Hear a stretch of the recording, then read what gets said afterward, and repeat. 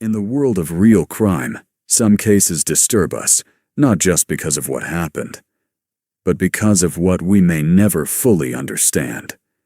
The story of David Parker Ray, known as the Toy Box Killer, isn't just another entry in a murder documentary series. It's a chilling example of how heinous crimes analysis can reveal disturbing patterns hidden in plain sight. Tonight, we explore the mystery, the psychology, and the unanswered questions behind one of America's most unsettling cases. When studying criminal behavior patterns, experts often look for warning signs: isolation, manipulation, control, fantasy-driven behavior. Ray appeared ordinary: a mechanic, a neighbor, a man living in rural New Mexico.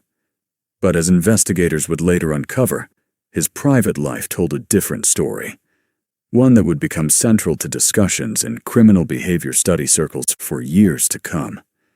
This case is often referenced in conversations about serial killer psychology, not necessarily because of confirmed body counts, but because of the level of planning and psychological control allegedly involved.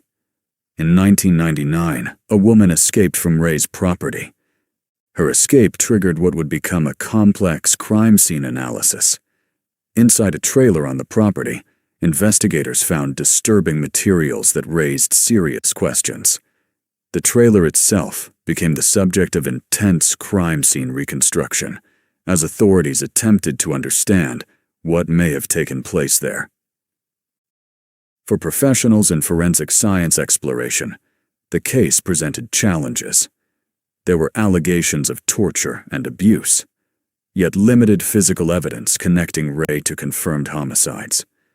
This gap between suspicion and proof became one of the most controversial aspects of the investigation. One of the most unsettling details was an audio recording allegedly created by Ray, designed to psychologically intimidate victims. From a dark psychology insights perspective, this reflects calculated dominance, not impulsive violence, but structured fear. Experts who study sociopath traits analysis often point to emotional detachment, lack of empathy, and manipulation as defining characteristics in offenders of this nature.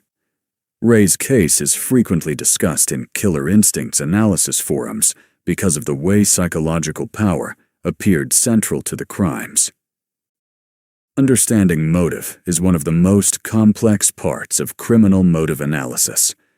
Was it control? Sadism? Fantasy fulfillment? Unlike financial crimes or crimes of passion, cases like this require deeper examination. Professionals in criminal justice procedures must rely on evidence, testimony, and behavioral interpretation. Without confirmed homicide convictions, the narrative around Ray remains legally limited, yet psychologically expansive. That tension between suspicion and proof keeps this case alive in the minds of true crime buffs channel audiences across America. David Parker Ray was convicted on multiple charges related to kidnapping and torture. He was sentenced to over 200 years in prison. However, before serving much of that sentence, he died of a heart attack in 2002. For many who follow violent crimes review discussions, his death felt like unfinished business. No complete courtroom narrative. No full public unraveling. No final answers. And in the world of brutal crimes review, unanswered questions often linger longer than convictions. This case is not just about one man. It's about how communities respond to hidden danger. It raises difficult issues about victim credibility, evidence limitations, rural law enforcement challenges, and the complexity of prosecuting crimes with limited forensic confirmation.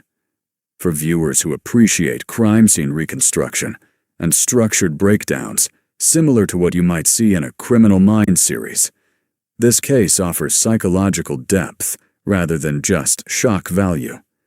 It forces us to confront uncomfortable truths about how predators operate, quietly, methodically, and often invisibly. The Toy Box Killer case remains one of the most debated topics in murder mystery exploration discussions, not because everything is known, but because so much remains uncertain. When discussing serial killer psychology, experts emphasize that some offenders thrive on control and secrecy more than publicity, and in this case, the secrecy endured. True crime isn't about glorifying criminals. It's about understanding patterns, recognizing warning signs, and learning how justice systems respond under pressure. In the landscape of real crime, the story of David Parker Ray stands as a disturbing reminder that some chapters close without full resolution. This is Dark Files, USA, and sometimes the scariest part of any case isn't what we know, it's what we don't.